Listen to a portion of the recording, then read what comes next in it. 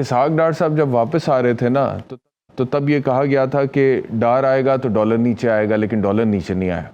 اس کے بعد کہا گیا کہ ڈار آئے گا تو معیشت ٹھیک ہوگی، لیکن معیشت ٹھیک نہیں ہوئی۔ اس کے بعد کہا گیا ڈار آئے گا تو پھر آئی ایم ایف کے ساتھ معاملات طے پا جائیں گے، لیکن وہ آئی ایم ایف کے ساتھ بھی معاملات طے نہیں پا سکے۔ اور آج تو اسحاق ڈار صاحب نے یہ بھی کہہ دیا کہ دشمن عناصر چاہتے ہیں پاکستان سری لنکا بنے اور پھر آئی ایم ایف مذاکرات کرے۔ تو وہ ڈار صاحب سے جو امیدیں اور توقعات تھیں وہ تو پوری نہیں ہو رہی، لیکن خمیازہ پوری قوم کو بھگتنا پڑ رہا ہے معاشی اعتبار سے۔ کہ بات یہ ہے کہ بالکل بات کے یہ بھی پہلو ہے جس کا آپ ذکر کر رہے ہیں، لیکن ایک پہلو دوسرا بھی ہے جس کا کہ لوگ ذکر مطلب ہے کہ نہیں کیا جاتا اکثر پروگرام میں۔ دوسرا پہلو یہ ہے کہ یہ بھی کہا جاتا رہا ہے کہ پاکستان ڈیفالٹ کرنے جا رہا ہے۔ تو ڈار صاحب نے یہ بھی کہا تھا کہ پاکستان ڈیفالٹ نہیں کر رہا، پاکستان ڈیفالٹ نہیں کرے گا، اور انشاءاللہ تعالی نہ ہی کوئی ڈیفالٹ کا خدشہ ہے۔ تو آپ نے دیکھ لیا کہ پاکستان نے ڈیفالٹ نہیں کیا، حالانکہ آپ کو پتہ ہے کہ پی ٹی آئی کے وزیر خزانہ نے اپنے صوبائی وزراء خزانہ کو کیا ہدایات دی۔ پھر یہ بھی کہا جاتا رہا کہ پاکستان سری لنکا بننے جا رہا ہے۔ ڈار صاحب نے یہ بھی کہا کہ پاکستان سری لنکا نہیں بنے گا، پاکستان الحمدللہ سری لنکا نہیں بنا۔ آئی ایم ایف نے اپنا پروگرام شروع نہیں کیا، ریسٹارٹ نہیں کیا، لیکن اس کے باوجود آپ نے دیکھا ہے کہ اربوں ڈالر کے قرضے ہم نے اتارے ہیں، یہ بھی ایک مسلمہ حقیقت ہے۔ اس کے باوجود آپ کو پتہ ہے کہ روزمرہ کی خرد و نوش کی چیزوں پہ کچھ قدر وہ بھی لوگوں کو ریلیف ملا ہے۔ رشیا کے پیٹرول کے اوپر بڑی سیاست کی گئی اور کہا گیا کہ جناب معاہدہ ہو رہا ہے۔ جو لوگ 4 سال میں معاہدہ نہیں کر رہے، کہہ رہے تھے کہ امریکہ نے سازش کر دی اور امریکہ ناراض ہو جائے گا، آج یہ ایک الگ پہلو ہے کہ امریکہ کی خوشنودی حاصل کرنے کے لیے وہ کیا کیا ناک سے لکیریں وہ لگا رہے ہیں۔ لیکن اس کے باوجود آج امریکہ تو راضی یا ناراض ہونے کو ہم نے بالا تر رکھا، بالکل اسی طرح سے جس طرح سے کہ نواز شریف صاحب نے چاگی کے مقام کے اوپر دھماکے کیے تھے اور پاکستان کی سلامتی کو مقدم سمجھا تھا، یہ بھی ایک حقیقت ہے۔ تو میں سمجھتا ہوں کہ یہ بڑی خوش آئند بات ہے۔ ہاں I M F programme restart ہو جائے تو بہتر ہے جو موجودہ حالات چل رہے ہیں، لیکن اس کے باوجود پاکستان کی معیشت کو استحکام دینا، پاکستان میں کی معیشت کے استحکام کے لیے کوشش کرنا، میں سمجھتا ہوں کہ اس کا کریڈٹ بھی ڈار صاحب کو اور شہباز شریف صاحب کے اور اس موجودہ حکومت کے تمام اتحادیوں کو یہ ضرور جاتا ہے۔ سر بات یہ ہے نا کہ استحکام کا کریڈٹ میں آپ کی بات ضرور مانتا اگر مثال کے طور پہ چیزیں مستحکم رہتی، لیکن وہ تو اکنامک پوائنٹ آف ویو سے بہت زیادہ ایک ڈکلائن ہوا ہے نا۔ آپ دیکھیں آپ کا گروتھ ریٹ ورچولی تقریباً 0% پہ آ گیا، آپ کا انفلیشن ریٹ 38% پہ تاریخ کی بلند ترین سطح میں سے ایک ہے۔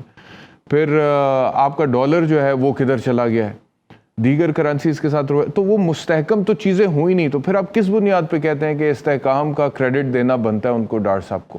نہیں دیکھیں، بالکل استحکام کا اس لحاظ سے بنتا ہے۔ آپ نے دیکھا کہ پاکستان اس نوبت تک پہنچا کدھر سے ہے، اس بات کا ذکر کرنا ضروری ہے۔ ایک وہ ٹائم تھا کہ انفلیشن ریٹ 4% پر تھا جب یہ حکومت آئی تھی۔ یہ حکومت مطلب ہے جو پی ٹی آئی کی سابقہ حکومت تھی، یہ تو کہتے تھے کہ پاکستان میں باقی سارے سیاستدان چور ڈاکو ہیں، چور ڈاکو جن کو کہتے تھے، انہوں نے تو 4% پر لے کر آئے تھے، G D P growth rate 6% پر لے کر آئے تھے، ڈالر کو کنٹرول رکھا تھا۔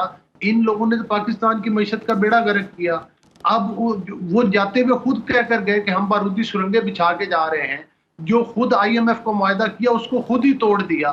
کیا اس طرح ریاستیں چلتی ہیں؟ کیا اس طرح؟ لیکن وہ تو پرانی بات ہوگی نا، اب تو 1 سال سے اوپر ہو گیا آپ لوگوں کو حکومت بنائے ہوئے۔ اب یہ جو خبریں آ رہی ہیں کہ ملٹی نیشنل کمپنیز کچھ جو پاکستان میں کام کر رہی تھیں وہ کاروبار بند کر کے پاکستان سے جانا چاہ رہی ہیں، یہ بھی بڑی پریشان کن تشویشناک خبریں ہیں۔ یہ وہی بات ہے بیرسٹر صاحب، جس طرح سے کہا جاتا ہے کہ پاکستان سری لنکا بن رہا ہے، پاکستان ڈیفالٹ کی طرف جا رہا ہے، یہ بھی ایک رومر ہے کہ جو ملٹی نیشنل کمپنیز واپس جا رہی ہیں۔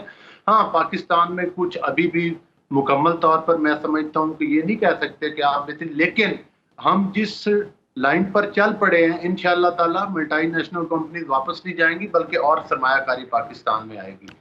دوسرا آپ جب یہ کہتے ہیں نا بلوچ صاحب، دوسرا جب آپ لوگ یہ کہتے ہیں نا کہ دیکھیں جی ملک ڈیفالٹ نہیں کیا، تو مجھے سمجھ نہیں آتی کہ اس کو اچیومنٹ کے طور پہ کیسے مطلب کہ لوگوں کو بتایا جائے کہ دیکھیں جی بڑی مہربانی اس حکومت کی کہ اس دور حکومت میں ملک نے ڈیفالٹ نہیں کیا۔ یہ تو ایسے ہی ہے کہ مثال کے طور پہ کوئی شخص جو اپنے گھر میں اپنے گھر والوں کو، اپنے بچوں کو جو ان کی بنیادی ضروریاتی زندگی ہیں وہ پورا نہ کر کے دے رہا ہو، اور بجلی کا بل مثال کے طور پہ وہ نہ پے کر رہا ہو، اور ڈر ہو کہ بجلی والے آئیں گے اور اس کا میٹر اتار کے لے جائیں گے، اور وہ روزانہ کہ دیکھو میں نے آج بھی میٹر نہیں اترنے دیا، مینج کر لیا، پھر اگلے دن پھر کہے، تو یہ کس ذہنی کیفیت میں وہ گھر والے ہو سکتے ہیں کہ جی کسی بھی وقت ہماری بجلی منقطع ہو سکتی ہے کیونکہ گھر کے سربراہ کے پاس بجلی کے پیسے دینے کے پیسے نہیں ہیں۔ تو یہ do you take it as an achievement کہ ابھی تک ڈیفالٹ نہیں کرنے دیا؟